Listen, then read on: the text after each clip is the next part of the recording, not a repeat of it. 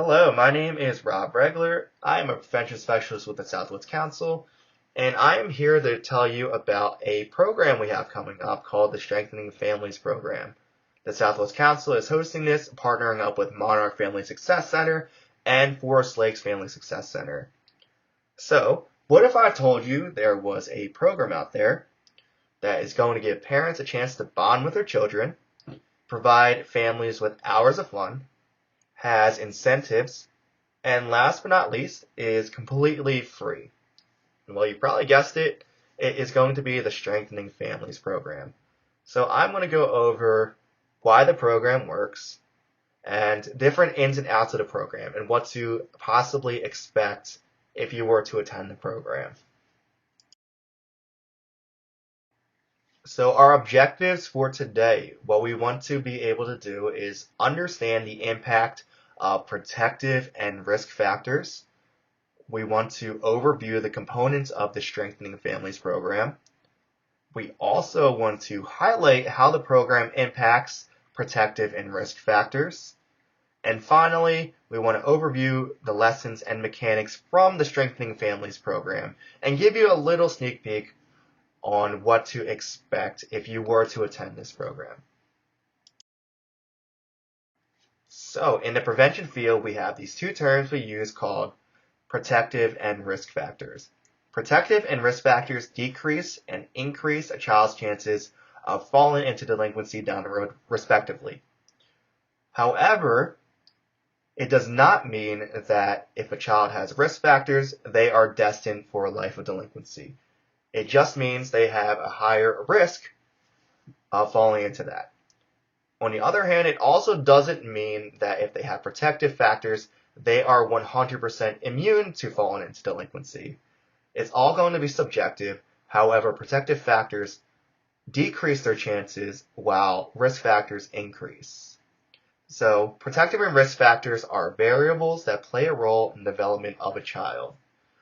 So depending on what factors are most impactful in a child's life will play a role in their path towards delinquency or their path from abstaining from it.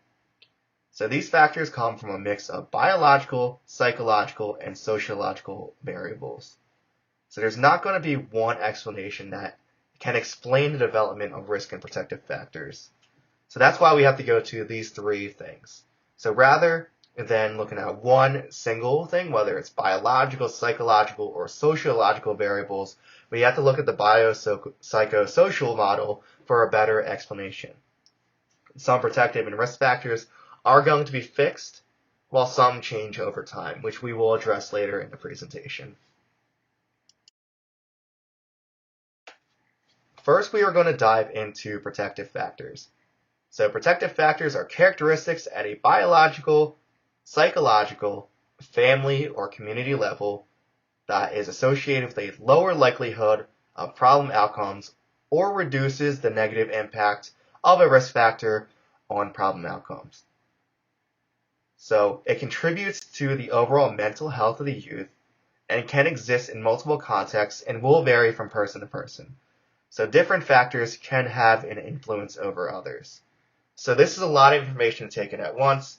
So in a nutshell, protective factors are simply factors in a child's life that will decrease their chances of falling into maybe drug use down the road, maybe criminal activity, anything along those lines will be reduced, or the chances of them will be reduced due to different protective factors. So this slide should better explain what protective factors are. So these are different examples. These don't include every protective factor out there, and they are subjective from person to person. But here are some common protective factor examples. So this can be positive physical development, academic achievement, high self-esteem, positive coping skills, engagement in school and community programs, a positive family structure, having supportive family members, clear expectations for behavior and values, mentors and support for the development of skills and interests, positive norms, and finally, physical and psychological safety. So protective factors along with risk factors can kind of have a domino effect on each other if nurtured properly. So for instance, I'm just going to point out high self-esteem. So high self-esteem can lead to high academic achievement because the child goes into school with a very positive mindset. So that can lead to higher academic achievement. Then finally, the high academic achievement can lead to further engagement in school programs. And that can lead to a lot of positive things down the road. So on the other hand, we have risk factors. So risk factors are defined as characteristics at the biological, psychological, family, community, or cultural level that precedes and is associated with a higher likelihood of problem outcomes. So people with risk factors are more likely to experience additional risk factors down the road. Similar to the domino effect I explained in protective factors, risk factors are also subjective to a similar domino effect. And people with multiple risk factors are less likely to have multiple protective factors. So think of it almost like a pie chart. If we fill that pie chart up with more risk factors, there's going to be less room for those protective factors. Okay, so here are some examples of risk factors. Similar to what I said earlier about protective factors, these are not the only risk factors out there, and risk factors are subjective and vary from person to person, so they will be on a case-to-case basis. But here are some different common risk factors out there. So we have low self-esteem, poor communication skills, poor coping skills, emotional problems during the childhood, parental drug and alcohol use, family dysfunction, poor academic achievement, traumatic life events, poverty associating with deviant peers, antisocial behavior, and parent-child conflict.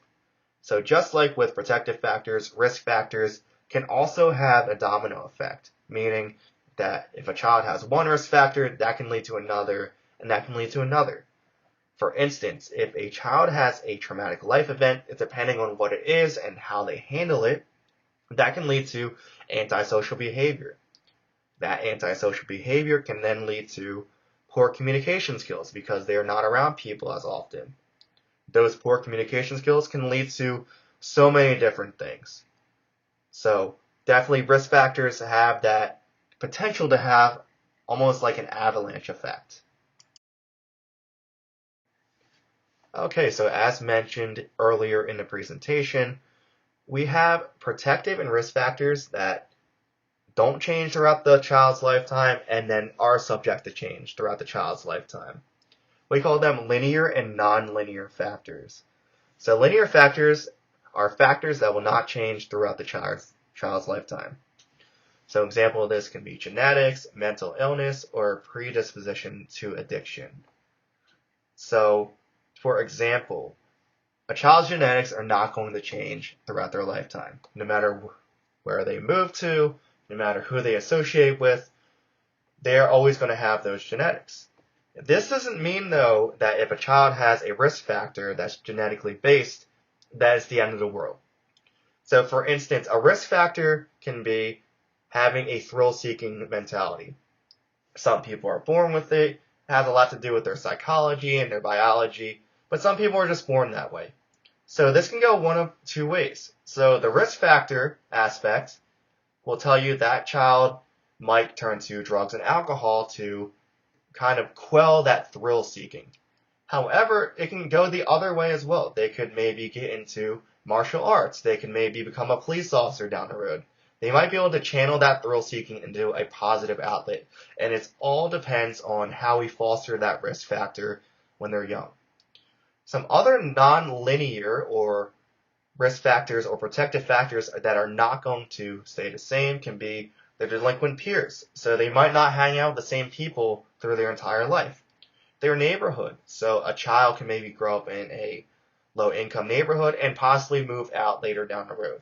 And then finally, self-image. This is the most flexible out of all of them. Your self-image is subject to change even through adulthood and even far into adulthood. So these are definitely some things that can change and that can also be fostered at a young age. All right, so about the actual program. So the Southwest Council Strengthening Families program is a 7-session program, typically spanning over the course of 7 weeks. What happens is we meet once a week, which is actually going to be on a Thursday, starting mid-April, and each session is about a half an hour long.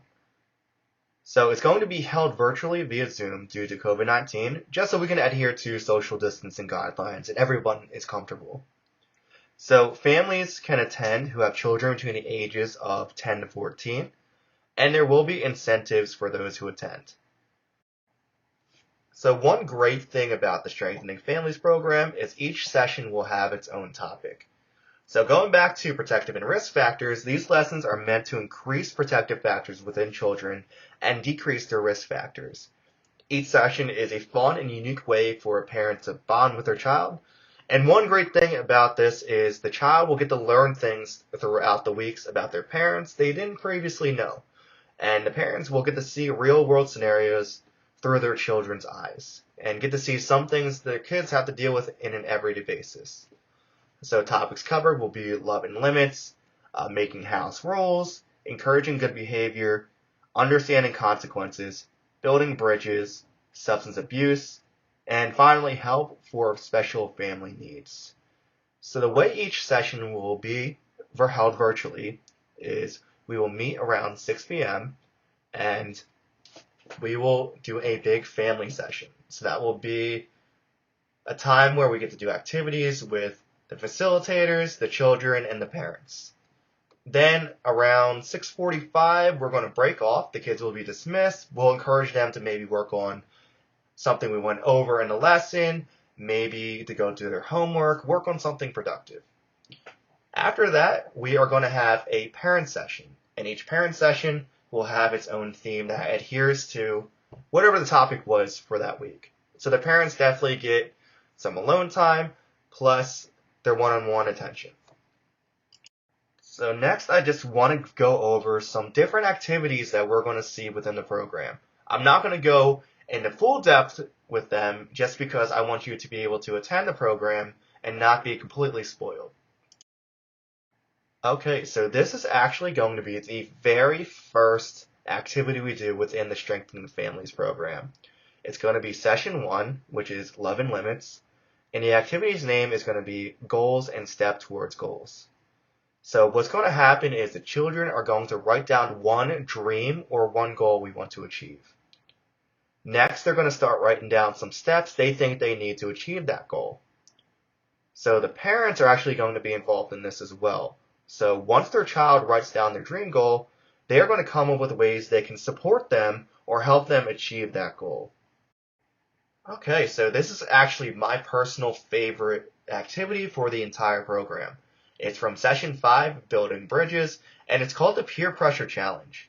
So the Peer Pressure Challenge is actually going to utilize 4 different techniques that we're going to go over with the children.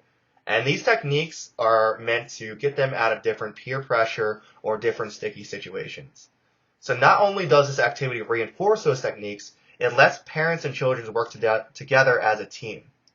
So what's going to happen is the facilitator is going to create a scenario, and they're going to try to pressure the child. Using the 4 strategies previously mentioned, they are going to get out of that situation. And what's great about this is the parents can actually coach their children through the scenario. So finally, if you do have any questions about this program, please do not hesitate to contact me at regler@southwestcouncil.org. You can also try calling our office at 856-794-1011, extension 303. However, email will be the best way to get a hold of me. If you do want any more information about any of our programs, the Strengthening Families program in particular, or just more about our agency, you can feel free to visit our website at www.southwestcouncil.org.